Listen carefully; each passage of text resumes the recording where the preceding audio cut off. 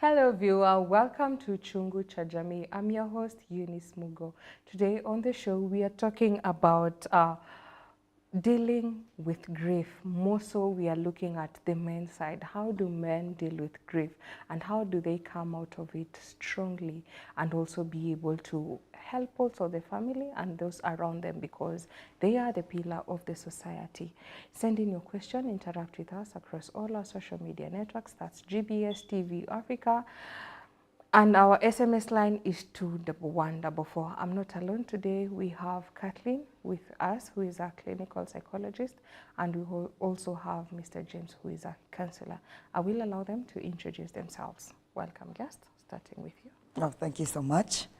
My name is Kate Modhoni. I am a clinical psychologist at Chiromo Hospital Group, and I'm so delighted to be here to disseminate on this topic because I think it's about time that we do a lot of psychoeducation and raising awareness about coping with loss and grief, from a man's perspective, because women have had a lot of mileage when it comes to dealing with their own loss and grief. But what about the man? What goes on inside the mind of a man, and how do we stir the pot? So really looking forward to getting insight, disseminating information, and also learning. Thank you so much. Thank you so much for coming. To you, sir. Hello viewers, my name is James Kituzi. I'm a life coach and a personal development consultant at Badilika Coaching and Consulting Hub. Yes, so glad to be here. It's a pleasure talking about men and men issues. The boy-child affairs. Sure. Welcome to the show. Just to start with, like our topic is saying, we are breaking the silence and also coming out to help men in navigating the grief part. Because when we are talking about grief, we are looking at it from a very large perspective. Maybe we can start from there. What is grief and why do we need to look at it, and how do men have to navigate around grief? Maybe to start with you, Mr. James, because you are the man here.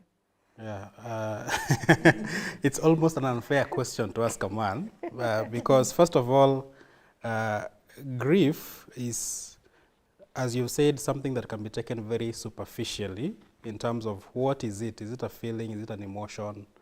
Does it have a style by which to express it? And especially for men, it's something that is very difficult to express based on a number of circumstances that I will outline maybe as we move forward.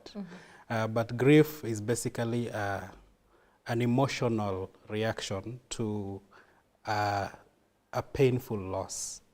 That's how I would put it. That it's a painful, an emotional reaction to a very painful loss. That could be the loss of anything, actually, because grief happens under different circumstances. It could be the loss of a loved one. It could be the loss of a job. It could be the loss of status. So people grieve under different circumstances. So emotional reactions to these painful losses, whether it's loss in business, whether it's loss of a loved one, that's how I would define grief. Yes. What is your take on the same? I would like to echo what he said, and it's that emotional reaction towards no longer being in possession of. And it presents itself, loss comes up in two forms. There's what we call tangible loss and intangible loss. And when you look at tangible losses are material things that we can see. For example, in this room, if you came in and in your studio you found that your cameras are missing, that's a tangible loss. Sure. Material loss. Money, when someone pickpockets your phone, you lose your phone, that's a tangible loss. And now there are intangible losses.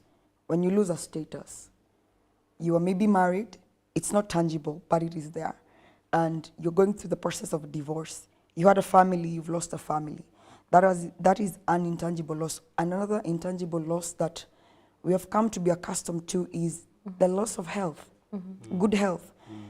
And youth as well. You were once able to do certain things, you are unable to. Bankruptcy, you've lost a friendship, you've lost just something that cannot be visible, an intangible thing.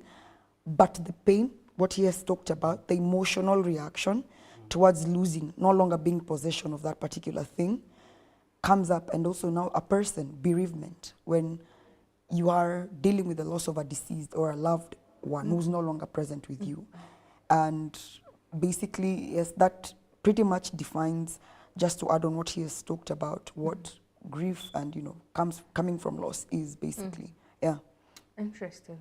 The fact that the grief definition of it, learning from you, is very diverse, and also what you've mentioned, that there are tangibles and also intangible things. The intangibles is where maybe we can dwell on so much, because for the tangible, the loss is there, yes, you'll just grieve. If you will grieve, I've lost my phone, I'll cry over it for a week or something, especially if it is new. But by the end of the day, I'll still buy another phone, because that one is easily replaced, as long as you have the resources to do that. But now when it comes to status, friends, even for work, I would place as work as tangible, so to speak, because you can easily get another job. Even for relationships, I think, but again, also being intangible, you say it's there, but again, it's not there. To me, I feel the things I'm able to replace, But it's you a know, walkover. As much as you're replacing a relationship or a job, it's not that job that you had. It's not that specific position. Because under the demarcations of intangible, we have interpersonal, intra, and material as well. So, and that is what makes navigating grief. Well, guys, or rather, studies indicate that grief is likened to a ball of yarn that has not been, you know, maybe woven correctly. You don't know where the start is, you do not know where the end is, but it is there, and you need to organize and tangle it. So, basically, when you look at grief from a human's perspective, it's quite complex. Yeah, that one I so agree with it. Now, when we are talking about, in terms of work, relationships, and also before we get into losing a loved one in terms of death, maybe we can start with losing a job and also maybe losing a relationship of status, right? When you're grieving, what are you like? Okay, you're grieving whatever you've lost, yes, but how are you coping in regards to that? From a man's perspective, I think that is where we are putting you on the hot seat. In the sense of, you've lost your job. Do you have like two minds around it? Like, after all, I was looking to resign, I was not happy in this place, so it's a relief, and also from the perspective of, I loved this job and it's the only source of income. Because mostly I feel it hurts more because it's the only source of income. But if you have something else, you're like, whatever. I'm glad you pointed out those reactions of probably I just wanted to resign, or it's better that I lost it, so I'll just get another one. And what you're alluding to is actually the stages of grief. Because when grief happens, there are several things, and I like her example of talking of the yarn, and you're trying to unwind it to get to the start or to get to the bottom of it. The first reaction to any loss is denial, and the examples you are giving are true examples of what denial is. Like if you lose a job, it's like, I'll get another one. Would I call it denial? Is it not a strong mind? Like you're like, oh, it has happened, or whatever. You shake the dust and step on it, right? No. It's easier said than done, but that is the first reaction. Okay. I'll get another one. It's not the only job. I have my qualifications, or probably this can't be happening to me. I've served this company for 10 years. I was the best sales and marketing agent for this institution. I was the best this and this and this. How could they do that? How dare they get rid of me? So you are still denying it. Whichever way you express it, the stage is you're denying the existence of that loss. And you're saying it can't be, it can't happen, it can't be me, all right? Or why me? Why me, okay? So you're still denying it. So you'll go through denial for a period of time, and some people dwell at that stage for too long. So the length of time is not specific.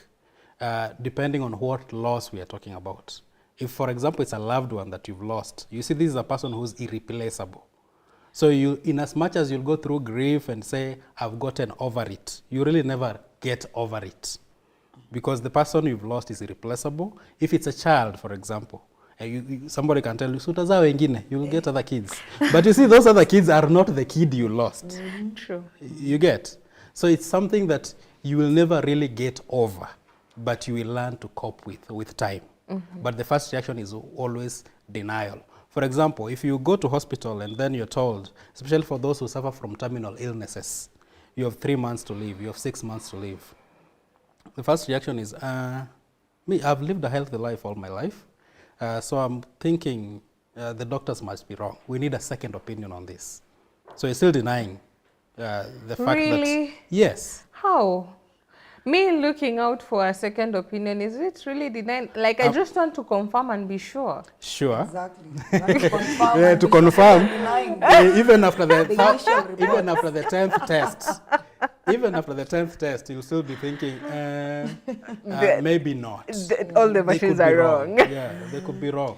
Yeah. But now what you've just said makes a lot of sense when you are thinking of it in that perspective. You're still in denial. That is why you're going for the second opinion.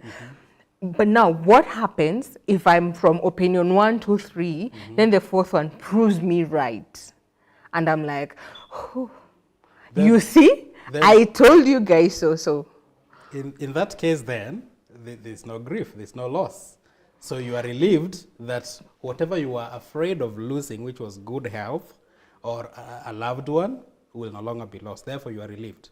But if you are proved wrong, in other words, if you seek a second opinion, then the second doctor confirms, the third doctor confirms, what sets in now is stage 2 of grief, which is anger. You will be angry. Angry at the world, angry at yourself. What did I do wrong? Was it the diet? Was it the lifestyle I lived? Is it the wife who infected me? Is it my grandfather's genes? Like you're angry at the world, angry at yourself, and angry generally. So that is the second stage of grief. You'll be angry. Why angry? Okay, I get the point of angry, but why? I mean, it has happened, it has happened. Why should you be angry? Yeah, Wakenya husema kama mbaya mbaya. It has happened, it has happened. Okay. All right? Yeah. But you see, anger is one of the stages. So we're talking about the stages of grief. Yeah. First stage, you denied it. Second stage, you are now angry that it actually is happening. You've actually lost the job. You've actually lost the loved one. Or you're actually sick and you're going to die. All right? So you are angry for so many reasons, and you are trying to seek explanation as to why you. Remember the question we said at the beginning, why me? Of all people, why me? Okay, for example, if it's a mother who maybe struggled to get their child, and then this is the only child, and then the child dies. Why me, God? There are women out here with 100 children, they can't even feed them, and they're alive and kicking. Mine have done the best. I've given the best health care, I've taken good care of them. Why me? So you'll still be angry in whatever form of grief you're talking about. And that is the second stage of grief. What is your take on the same? I totally concur. We've talked about it's an emotional reaction. Denial is an emotion. Because you feel and it seems out of reach, out of control. Because from loss, it means not being in control or not being in possession of what you already had. So a lot of things we do as human beings, we often attach emotions to them. That is why the way we behave, that is what sets us apart from animals. In animal kingdom, if a child is eaten, let's say for example, if a predator preys on gets the prey, and maybe it had just given birth, the mother forgets as quickly. Or if you have a cat at home, gives birth to a litter of kittens. You give away the kittens, still gets other kiddos with no emotional reaction whatsoever. But human beings have intelligence. We have that aspect of emotions in the sense that it's a form of ownership, possession, a kind of attachment to things that we possess, be they material or immaterial. And because of this emotional connection to them, we tend to feel it's like the cord being cut, the umbilical cord being cut. You are connected to this thing, it sort of was fulfilling you, but or other person, and then it's no longer there. It was your daily bread and butter. It gave you, for example, the job, gave you a sense of accountability, feeling belonging to the community, because in the definition of mental health, there's the aspect of being productive and fruitful and making a contribution to the community. So I'm no longer working. What is my contribution to the community? And worse still, if you're a man, what are you bringing to the table? Because the sole responsibility of maintaining a family often is given or rather assigned to a man by default. So if it's that job, you had an attachment. It used to pay your bills. It was a means to an end. But it is no longer there. Whether you had planned to resign or not, we cannot deny the fact that the stages of grief will still manifest. In as much as you are like good riddance, I couldn't wait to tender in the resignation. You will still feel some sort of way because I spent and invested 5 years in this place. I built connections, the intangible losses. That's where they come in. The loss of status. You are maybe the sales and marketing executive of this company, but you're no longer that. You used to have an identity from that particular role, but it's no longer there in as much as you're going to be an MD of this company. People will still get to need a lot of time to become acclaimed, or rather accustomed to now relating with you to this particular new position, including yourself. And so you'll be in a bit of denial in as much as you're like, good riddance. There'll be the anger. And anger, I normally tell individuals, anger is the secondary emotion. It is the most obvious emotion to see within a human being. We can see aggression and irritability from a point of anger, but it often tells a story because within emotions, we have spectrums. Anger has a lot of spectrums within it. There's frustration, irritability, there is rage, there is, jealousy. It's a form of anger. There is hunger. There is shame. There is embarrassment. So when your mind can't get around things, we see it often as angry. We don't know the story behind it. So after the anger, we now get to bargaining. Sure. I promise I'll do this. I promise if you just give me one more chance, boss, I will do the best. I'll become the best. You'll see it in the next appraisal. I promise I'll be coming in early. I promise to change my ways, to dress accordingly, to change my attitude. You bargain. It's like you're pleading. Bargaining is pleading. I don't know what's your take on that when it comes to men. Bargaining How do men bargain? Like you said, if it's for a job, you want to really exude confidence that you'll be better, you'll do better, you'll improve. If you are being punished for something, you'll promise change of behavior. So you will try and actually say you'll do better.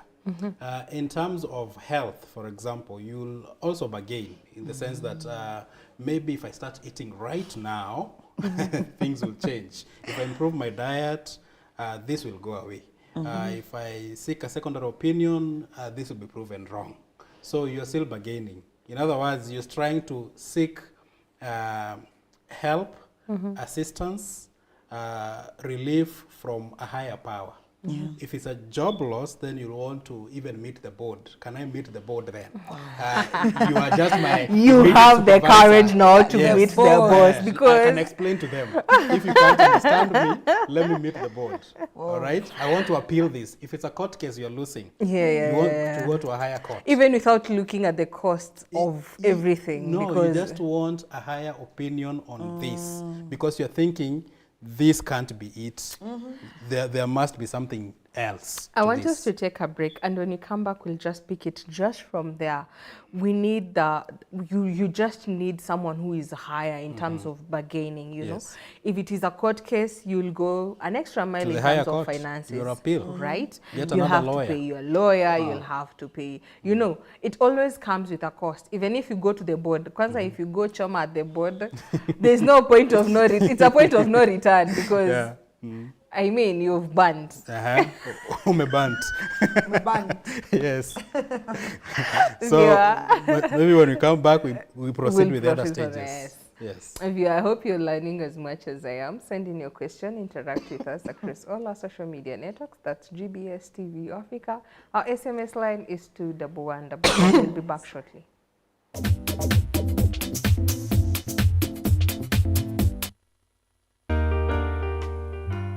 Hello, my name is Nyabio.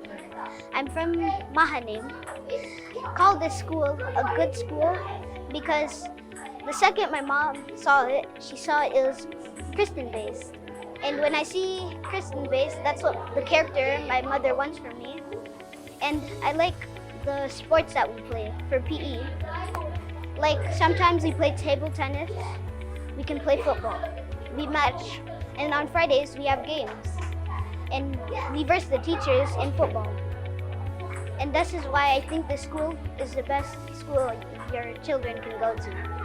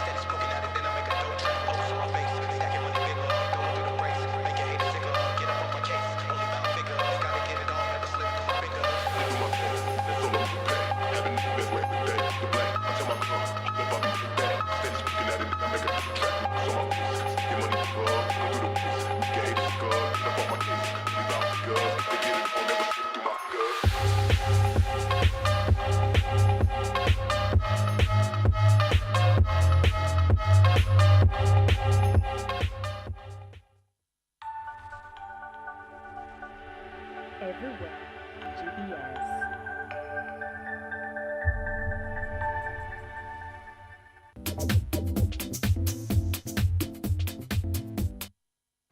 Welcome back, viewer, to Chungu cha Jamii. Today we are looking about how to navigate grief around men. Generally, why we are looking at men in terms of grieving, it's because one of us has just said wanalianga ikienda kwa tumbo. They easily don't show their emotions, so that is why we are majorly concentrating on them today. Send in your question, interact with us across all our social media networks. That's GBS TV Africa. Our SMS line is 21144.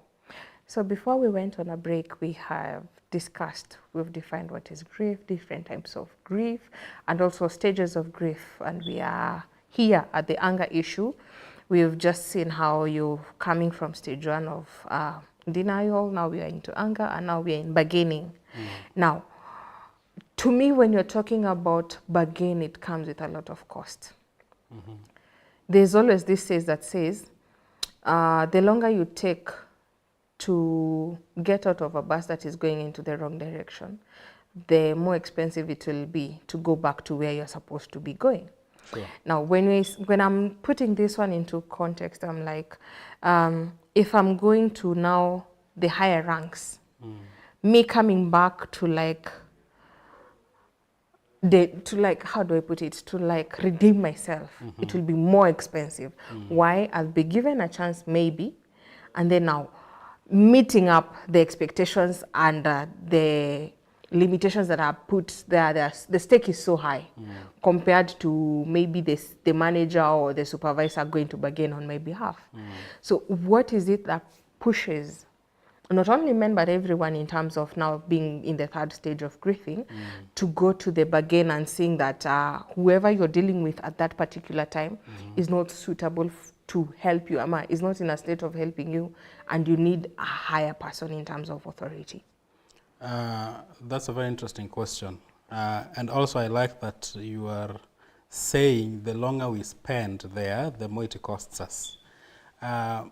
In terms of bargaining is always this strong belief that since you have already denied this can't be happening, and you are angry that it is happening, now you are trying to think there must be a solution to it. And especially for a man is socially conditioned to be a problem solver.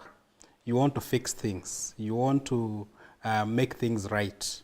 And that will push you now to want either to redeem yourself or redeem the person you're losing or the circumstance you're losing. So that innate, inborn or socially inculcated need to be in control, to be in charge, is what would drive a man to start bargaining, because you don't want to lose control, because we are talking about loss. So you don't want to lose control, you don't want to lose status, you don't want to lose face. So you'll try and bargain. In the case of even a divorce, and your wife tells you, I'm calling this off, we're not doing this thing. As a man, you'll want to bargain in terms of what can we do differently? What can I do better? Should I stop drinking? Is it the drinking? Or was it the affair? Should we what can I do? Should we kill the other woman? Like, you will want to go to great lengths. Come again. People, Would you do what? people go to great lengths in bargaining. Yeah. You get, in bargaining. Somebody is saying that I'm losing this court case, but they still seek a higher opinion, even with all the evidence tabled, and they can clearly see it, that this is against me, I'm losing this. They'll still want to bargain and seek resolve to a secondary opinion. So it's a natural reaction to want to be in control, to still save face, to save yourself from embarrassment or from loss. So bargaining is a phase that will happen whether you like it or not, or whether you're aware of it or not. You will want to bargain and you'll want to seek redress of the kind of situation or the kind of loss you're going to face. You really don't want to lose it. So people bargain in different ways, depending on what the loss we are talking about, depending on what is the cause of grief. If it's disease, you will want to bargain in terms of, what do I change? What do I do differently? Should I start exercising? Should I stop eating this? So you'll want to take measures to try and counteract the imminent loss that is going to happen. And as Relight will put it, sometimes bargaining is very costly. It comes at a cost. Because if it's a court case, you'll seek a better lawyer, better services, a higher court, the fees will be higher, the legal fees will be higher. So you'll end up actually losing some kind of way in your redress. As you seek a solution to whatever loss you're trying to avoid, you'll end up actually, it will cost you in some way. Before I loop you in, Kathleen, maybe let me ask this. Now, when you're talking about relationships per se, if you're losing a relationship, could be the status now, no, but not job-wise, but now in terms of relationship, when you're talking about divorce, when you're talking about separation, and it has nothing to do with death. You say you'd want to, people want to, work things out. You've mentioned, is it drinking, is it the cheating, is it, But when I'm looking into that, I've been able to come across people who are more how do I put it? You don't see you in the wrong. Like in this instance, let me paint a picture. So these are couples and they want to separate. Now, the husband or the wife feel more dominant compared to the other person. So the dominancy in the sense of maybe could be the financial muscle, could be the network, could be the connection, name it. And they feel like the partner can't do anything without them. While in some areas, it's them who can't do without the partner. But they strongly believe it's because of them that everything is working. And when they are separating or rather divorcing, they're like, he can't go too far without me. And you realize, by the way, he can do better without you. So what is that stage in terms of grieving, in terms of losing? And now, when you see the other person is doing better without you, now you also start like doing what? Going after them in terms of maybe revenge, or rather just making their life difficult in some way. Why do we have that? Mostly it comes with men, I'm sorry. Where men don't want to lose you because... No, they're like, it's okay, we can divorce. And I'm sure you can't do without the money. You can't do without the status. You can't do without being called miss.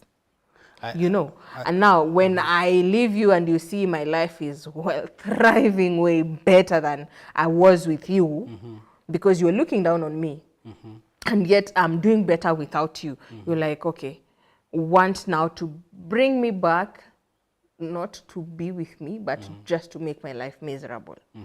What is that? There are a number of factors that come into play there. First, I see the power struggle.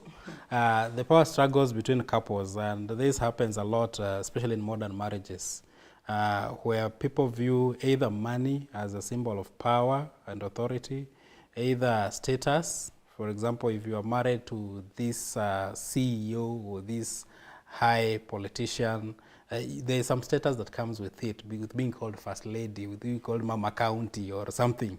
All right? And you don't want to lose that. And they are aware. For example, it also depends on how has your relationship been up to this point where now you want to call it quits. What is the thing that attracted you? What is the thing that kept you there? Because sometimes the thing that kept you there is the thing that you might actually lead to the loss that you're trying to avoid. If you came in because as a woman you wanted the status of being Mrs. So-and-so, Me, I wanted to push you to be a better leader. Nothing to do with the status. Okay. But you see, even as you say so, sometimes even the most negative things are laced in very good intentions. I don't know whether that makes sense. No. It's the way sometimes, let me give you a different example from what you're saying. It's the way sometimes as a mother, you want to protect especially your son. So you'll protect him all the years of his life, and even when he reaches that age where he can make independent decisions as a man and he wants to marry, you still want to protect him from women. So if he brings home a woman, you judge, and that's why there's always this struggle between mothers-in-laws and their daughters-in-laws. But allow me to interrupt you just on that. But don't you think in such instances, it's because a mother could see far?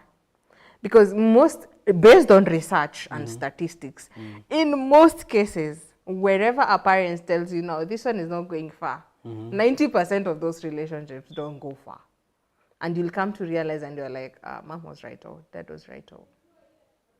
Yes and no.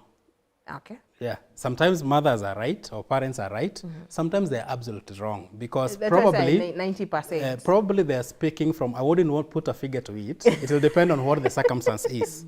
But most of the time, they're speaking from their own traumas, not really from your situation as their child. Okay? Probably it's what they went through, and they don't want to see a repeat of what they went through happening to their children, so they'll want to protect you from that. Not because the person you're about to marry is wrong for you or is bad for you. It's what they are, how do I say it, projecting their fears, their anxiety onto you and your situation. All right? But then we digress. We were talking about the stages of... No, that one came Yes. just by the way. What's your take on the same? I think he's hit it spot on about the bargaining. You want someone who seems to be in control because you've lost control. You're no longer in possession of. And you feel like the person who might appear to be in that, if you plead your case, you might be able to regain that. But I should warn you, the stages of grief are not simultaneous. They don't go concurrently in the sense that I'm in denial, I'm in anger, and then I am all of a sudden bargaining, and then I go to the fourth stage. It's not linear, it's not guaranteed, because you might be in the denial phase, and then you become angry, and then you remember certain things, they make you more in denial. You go to the bargaining, And then you start questioning, how could they? Why would I? Back to anger or back to denial, like, no, no, no, no, no, no. After all those years of friendships, after all those years of being and showing up for each other in that manner, no, no, no, no way. So it's back to square one. And that is why we're looking at grief and loss as a form of a tangled up ball of yarn. Because when now you're able to navigate, when there's a little bit of glimmer of accepting, when you're talking about some people look like they have it together and they seem like they pick up themselves and they dust themselves and then they are able to, you know, continue on through life. The fourth stage literally takes them down of loss and grief. The depression, oh, it's called the lessness, sleeplessness, hopelessness, worthlessness, statuslessness, lack of being, you know, there present for yourself, a numbing.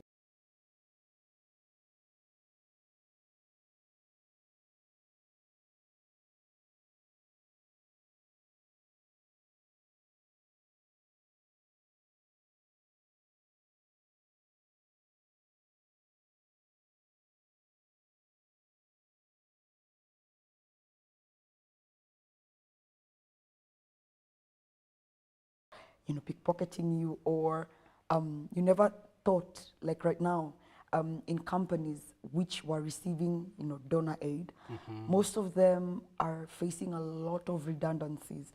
I slept maybe in January knowing I had a full right job.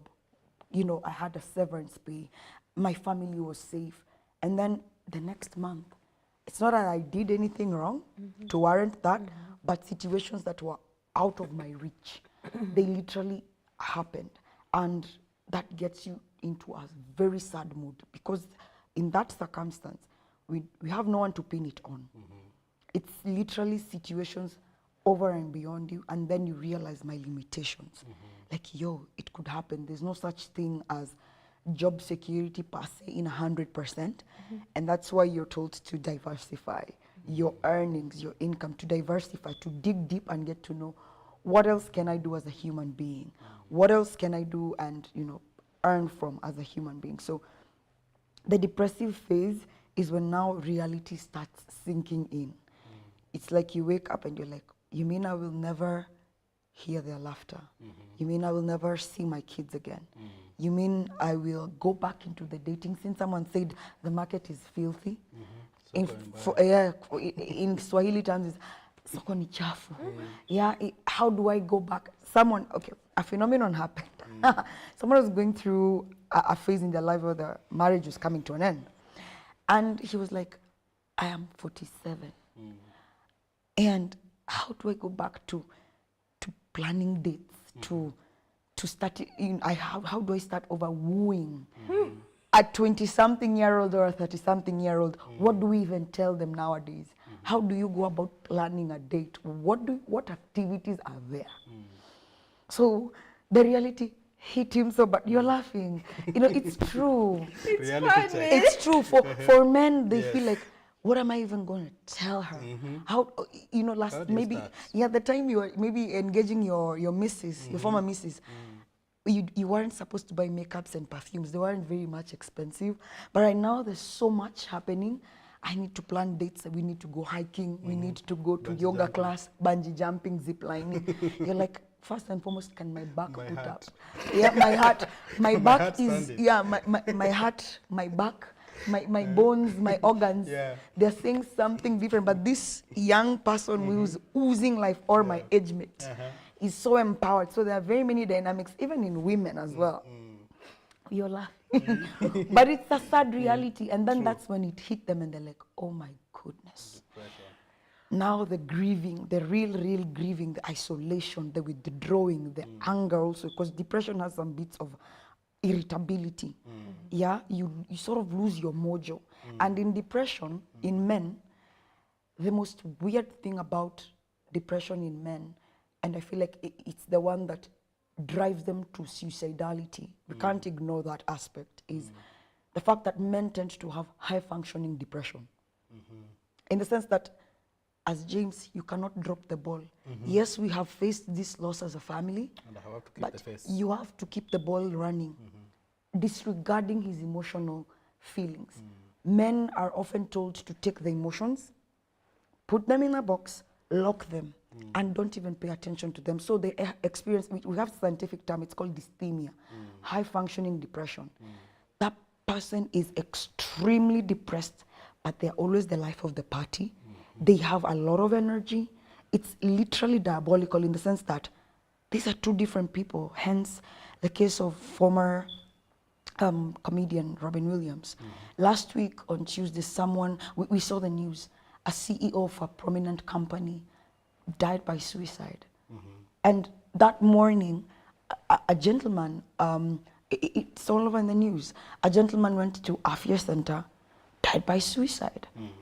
And we can't ignore the ratio of suicidal deaths among men vis-a-vis women. It's 2 times higher in men compared to women, because men tend to use lethal forms. The design whereby they know that this is a sure thing. If I use this thing, it will get the job done. Unlike ladies, we take some pills, our tummy is pumped, and then people come, it's a cry for help, they come around us. But for men, it's goal-oriented. This is what I'm going to do. I achieve it, done and dusted. So we can't ignore the depressive episode. We can't ignore the aspect that in loss, men exhibit physical symptoms of grief compared to women who exhibit emotional. A man becomes very workaholic and action-oriented. Suddenly, you find that that individual, he remembers, I have a project. I'm going to finish the construction, at home. I have to plan the funeral. I have to organize groups. I have to get into accountings. I have to organize the transport. What goes where, I will do that. They're very actionable. And they experience now physical symptoms of grief, headaches, sleeplessness, loss of appetite. For women, it's more emotional. We cry. We withdraw, we sleep throughout, we are just low, we are sad. But for the man, he still needs to be a tornado in action. I want us to take a break, and when we come back, we pick exactly from there the depression part and how now men are manifesting it. What you said is very correct, and actually is the thing that we are really looking into today in today's topic. Because why that? Why end up being a workaholic? Why withdraw from food? Why think like you are the only person who can be able to do what's supposed to be done? Can't you delegate? Can't you give someone else to help? Those are the things I want us to look when you come back after the break. Viewer, I hope you're learning as much as I am. Interact with us. Send in your question, your comments across all our social media networks. That's GBS TV Africa. Our SMS line is 21144. We'll be back shortly.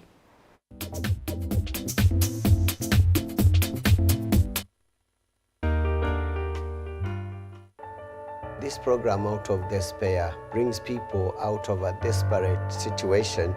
And once the Word of God comes in your life, you are able to live a very happy and a very beautiful spiritual life. The Bible says the church is a meeting of those who are truly born again. They are washed away from their sins. They are saints. In other words, this is a movement. Coming back to the Father is what we can call repentant. Don't think to say within yourselves, you have Abraham as your father. For God is able out of these stones to raise children unto Abraham. And so saints, people who are holy, who are made holy, they are a church. How about the rest? The rest who are not a church, then they can never be called a church. May God bless you. May God keep you. Thank you.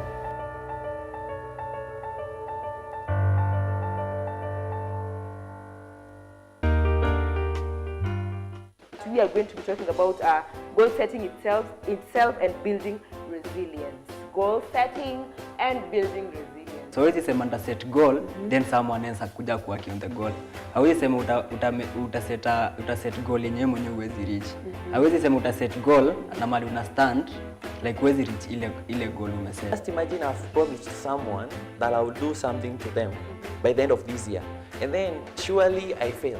What will happen? They will say Steve has broken my heart. Nimeset hata mimi goals, but ni realistic goals. Unajua aje ni realistic? Because najua I'm capable of they're realistic. They're making sense. Sijasema nanunua deviate by the end of the year. But because impossible, because mtu anaangalianga si kumake tu unajua utaandika That's right. by December 31st nataka kuwa na iPhone 16 Pro. It is insane to do the same thing and expect different results. Yeah, so definitely we need to see, like, if it is not working, what is in this system that is making this thing fail, and I'm expecting these results. How can I improve this project? The goals that you set, maybe ukiona like maybe that can be affected by kitu huwezi avoid. About self-competition. I'm only in competition with the person I see in the mirror, and that is me. So it is about my personal development. It's not just a matter of writing and putting and now waiting, you know.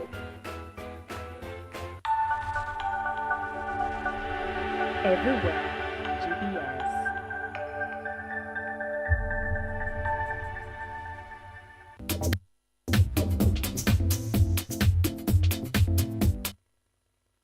Welcome back, viewer, to Chungu cha Jamii. Today we are talking about navigating grief around men.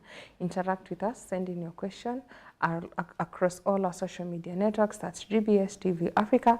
Our SMS line is 21144. So before we went on a break, we've talked about a lot of things. And now we are talking in the grief part. I feel like we're just starting now the conversation, like the deep conversation, you know.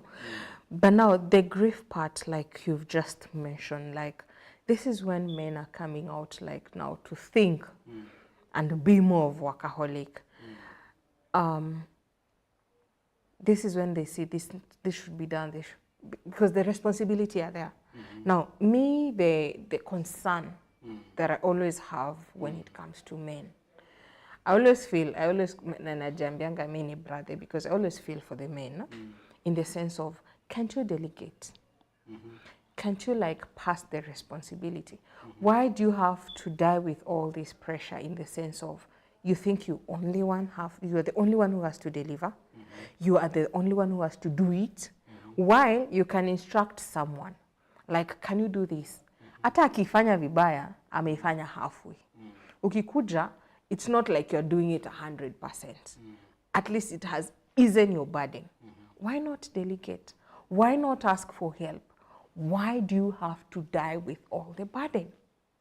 Now, like I said at the beginning, men are socially conditioned, so we can't really blame them per se for being who they are. We brought them up the way they are. The society brought up the men we see in society. They were brought up by mothers, they were brought up by fathers and uncles, all right? So a man is conditioned to take charge, to lead, to control, to be the head, okay? So at no point would a real man, per se, feel, even at the workplace, the need to, that's why some men actually find it very hard, even in the corporate world, to delegate duties. They'll want to do it all. They'll be given a responsibility. They know this is too much, the deadline is too tight, but they'd rather go through and try and beat that deadline than seek help from somebody and say, I can't handle this, please What help. is the essence of the team? What is the essence of the support friends you have? What is the essence of having those close people around you? What is the essence of them? Because I always feel with the people I've interacted with and also talking to other people, I don't know if you face the same. Like, you really need the help, but you're not asking for it. And yet, you're having people who are like, what can I do to help you with? Can I run the errand? Do you have an errand I can run for you? You're like, no, I'm okay. Do you have ABCD that I can? I'm offering the help, but yet you don't want to take it. What is the essence of even me being around you if you don't want to utilize it? There are two things I'll tell you. One I told you in a previous show, which is the ego of a man. The ego of a man is as huge as an elephant, but as fragile as an egg. It easily gets broken. And that's why Kate talked about a man now being totally helpless and useless and resorting to very harmful ways to deal with his pain. Okay. All right? So that is ego. Number two, a man who is going through grief is like a wounded lion. You see, the lion is the king of the jungle, and he is in charge of the jungle. But a wounded lion, number one, loses its pack. All right, when it gets wounded. No other lion wants to associate with it because it's a weakling. Even the females avoid it. All right, so a man losing his job means he loses status, for example. He loses the many women who are running after him because of his status symbol and everything. A man who is losing anything becomes a lone ranger. And that is why depression hits them the most. Unlike women who, when they're going through stuff, now the chicken party is there to cry, to cuddle, sleepovers, okay? There are people who will come and observe this even in matangas, in funeral, during the funerals. A couple has lost a child. Look at the reaction of the man, the father to the child, and the reaction of the woman. When women even come to condole with the family, they'll take the lady, take her to the bedroom, and they're there with her, they're crying there. The man is out here planning how the mortuary bill will be paid, all right? Planning for transportation, organizing stuff, all right? Have a committee. And even if the committee is there, he'll still be part of the committee, all right? Because he's the one who knows. And even if he tries and delegates, people will still look for him. Kwani mwanaume wa hii boma yuko wapi? Societal It's okay, we expectations. look for you All right. to like Provide guidance, provide leadership. exactly You get? do as much. No, that's where the problem is. How much is enough for a man to do? All right? In terms of the expectations, how much do you say he has done enough? Let him relax. Let him grieve. Nobody really takes care of the man because huyu ni mwanaume. You see what I was telling you previously, how we brought up the man. Yeah. Huyu ni mwanaume, he can handle that. All right? The mother is really broken. But the loss is the loss. Pain is pain. The man is grieving, but he can't cuddle and with fellow men.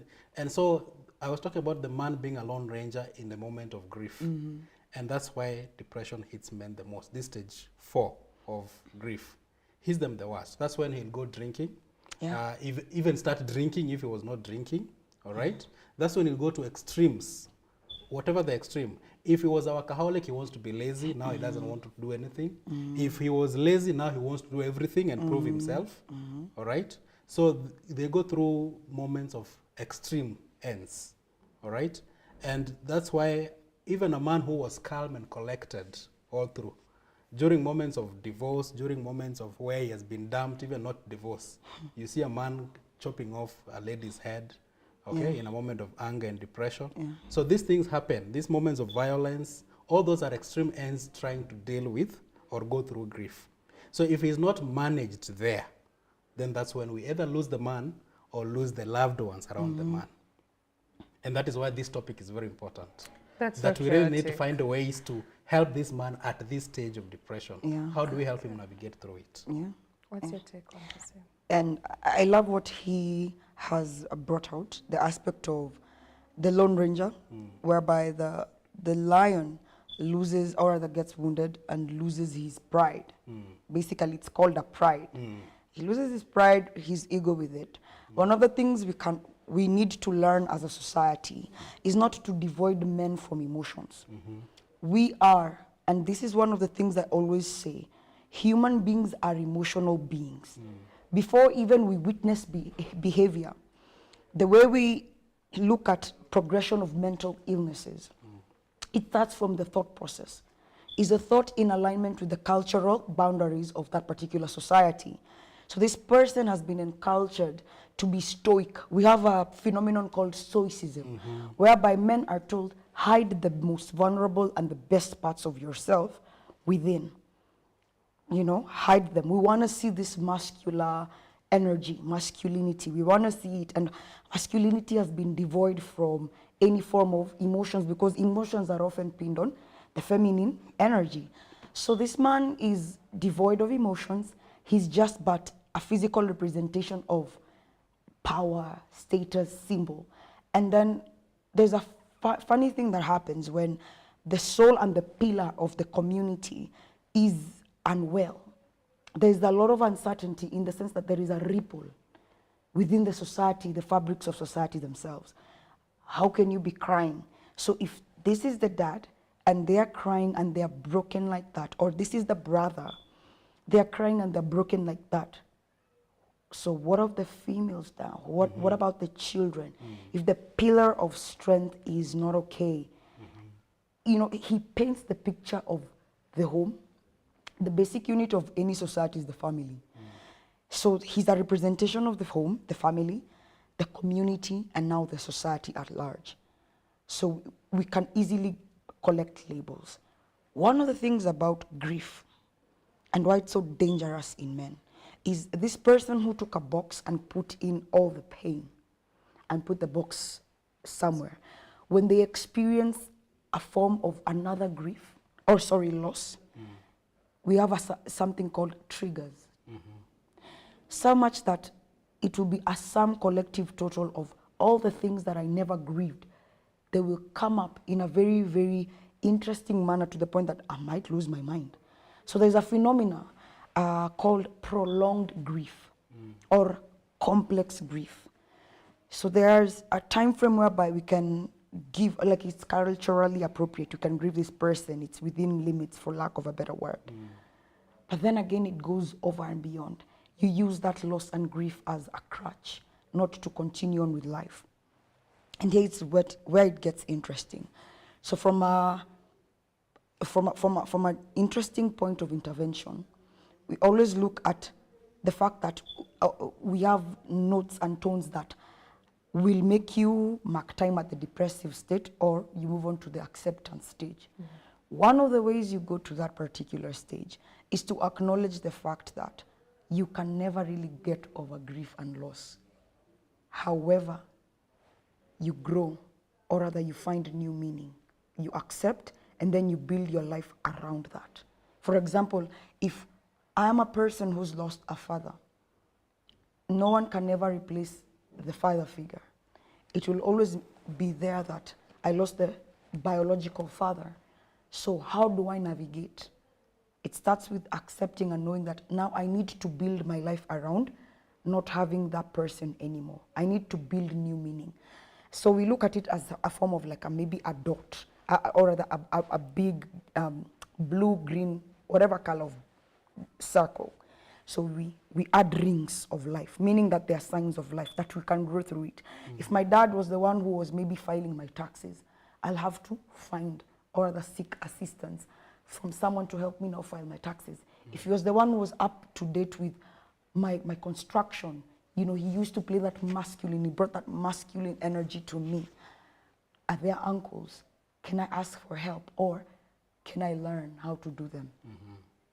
And there will be occasions whereby we will experience going back to denial, like who is the one, or rather, am I the only person, or rather, am I starting to learn how to file my tax right now? So there's a bit of denial. Who's learning how to file taxes at this point of their lives? Who is going to deal with those masons, you know, if you're having a construction project? So the fifth stage after the depressive episode, and what you've talked about, is the acceptance. And with the acceptance, that's when now I'm able to reach out. I notice that this is an event in my life. It is not the sum total of who I am. There are other aspects of my life and dimensions. I still have a support system. I still have these individuals around me. And I'll have to ask for help. He's talked about the severity of the depressive episode when it comes to the grieving aspect of the fourth stage in men. So for that individual to come to accepting, one of the ways is ask for help. But there is a missing link: safety, safe spaces. One of the biggest catalysts for men to ask for help is mental safety. Can I trust you not to go out there and whistle blow? The fragility of the male ego needs to be protected, because as within the feminine energy cannot exist where the masculine energy is devoid. That's a lie. When you look at gender roles and equality and equity, that's a lie. There's a role that men play and there's a role that women play. And trying to become the other will make you lose yourself. So you as a partner, you as a brother, as a sibling, as the committee, are you really, really providing a safe space for this individual to sort of entrust you with certain key responsibilities that are his burden. You know, is he able to come to a point of safety? For men, they do not have safe spaces. I'm sorry to say, it's a phenomenon that was discovered. Studies indicate that psychological safety. When I tell you, Nikona, only 100 and I need 2,000, who will come for the man? Who will come through for the man?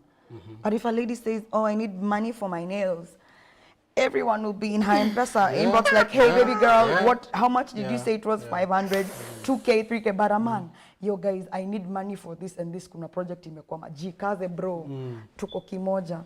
Wanaume wengine wa kiasi walikuwa wapi? You know? So I'm being told we are running out of time. Yes. So give it as your last words. Yeah, for us to move from a place where we save the men from depression and help them reach that point of acceptance and kind of navigate through grief. What she says is very important. Number one, we need to create a very safe space for men to be vulnerable without being judged, without being ridiculed, without being mocked. I think thank And you for number that. two, we are not doing that enough. Even the women in the lives of the men we are talking about. It starts with the wife. Going back to, I wish we had time, we could go back to the Bible, to the Job's wife telling him, just mock. Who is this God you are serving? Really? So, but no, let's start with the safe space. Yeah. Safe space, is the man safe in his home? Is the wife supporting a very conducive environment for him to actually be vulnerable, express his grief, his pain, and be accommodated as a man? Number two, as men, are we ourselves connecting, seeking venues where we can connect with fellow men and grieve together and walk through difficult moments together? Are we engaging in activities that are healthy for us in terms of venting? Because what we need during loss and grief is spaces to vent. Go hiking, go running, go jogging, yeah, go somewhere and scream, bungee jumping and all that. Karura, Yes, you know, go take for a walks. hike. If Karura could talk. Oh Yeah. my, oh my. The trees have stories. Yeah. All right? I'm being told you're running out of time. So if you are, I hope you've learned as much as I have. Let's continue this conversation online across all our social media networks. That's GBS TV Africa. Our SMS line is 211-414. Next time, have a nice time. Goodbye.